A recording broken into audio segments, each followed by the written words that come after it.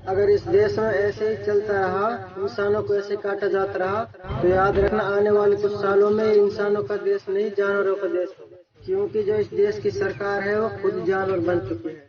क्योंकि अब उनके दिलों में कोई इंसानियत नहीं रही, इंसान के लिए कोई प्यार नहीं रहा।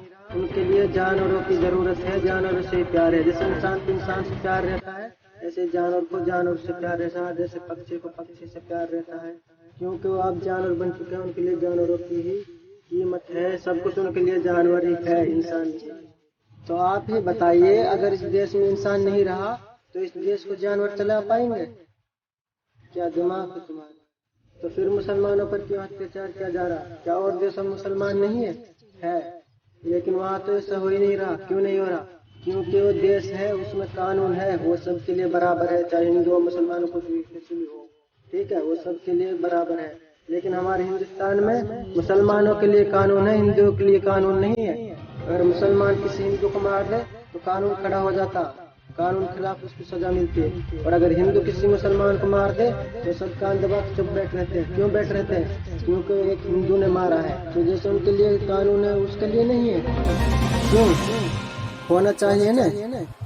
तो फिर क्यों नहीं है? क्यों उनको कानून सजा नहीं देते? जैसे उनके लिए उसके लिए क्यों नहीं है? होना चाहिए ना, कानून को सजा देनी चाहिए ना उनको। कानून के खिलाफ है तो फिर क्यों कार्रवाई नहीं की जाती? क्या इसी से हिंदुस्तान क्या जाता है?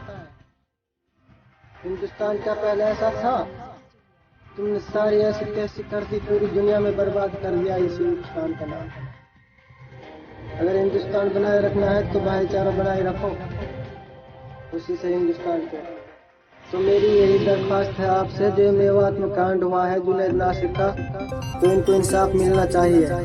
क्योंकि ये हिंदुस्तान है और हिंदुस्तान का कानून सबके लिए बराबर है। हिंदुस्तान ये नहीं देखता कि हिंदू है या मुस्लिम है, कुछ है, कोई है। जो इस हिंदुस्तान में रह रहे हैं, जितने भी इस हिंदुस्तान में है, कानून सबके लिए बराबर है, चाहे वो किसी भी जाति का हो, ठीक है। तो उनके अत्याचारों को गिरफ्तार किया जाए उनके साथ, तो जुनैद नासिर को इंसाफ मिलना चाहिए। हम कानून की मानते आए हैं और कानून की मांग कर रहे हैं कि कानून हमको खुद इंसाफ दिलाएगा, पर कानून हमारे साथ नहीं। तो याद रखना, अगर कानून हमारे साथ नहीं देगा तो फिर हम खुद कानून को अपनाएंगे, फिर हम उसको खुद सजा देंगे। नहीं तो फिर हम देखेंगे, बहुत बड़ा मर्द बनता है ना, वो कहते हैं ना, घर का आगे तो चोटी भी शेर बनती है। कभी मेवात आके देख, फिर वो हश्र करेंगे तो जो तूने अभी तक सोचा भी नहीं होगा, मुझे ऐसी मौत आने वाली है। हमारी शराफत को कमजोरी मत समझना।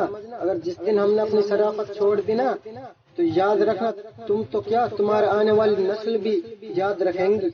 मेवात है, कोई चिड़ियों का घोंसला नहीं है जो यहाँ से उड़ जाएगा और पाकिस्तान चला जाएगा। इस बात को दिमाग से बिल्कुल निकाल दो। क्यों चला जाए? इसमें हमारा हिस्सा नहीं है। इतनी तुमने कुर्बानी नहीं दी जितनी इस देश में मुसलमान और मेवातों ने कुर्बानी दिया। तुम्हारा हक नहीं इस देश पे। उठा रखा भोसड़ी वालों ने, मुसलमान पाकिस्तान।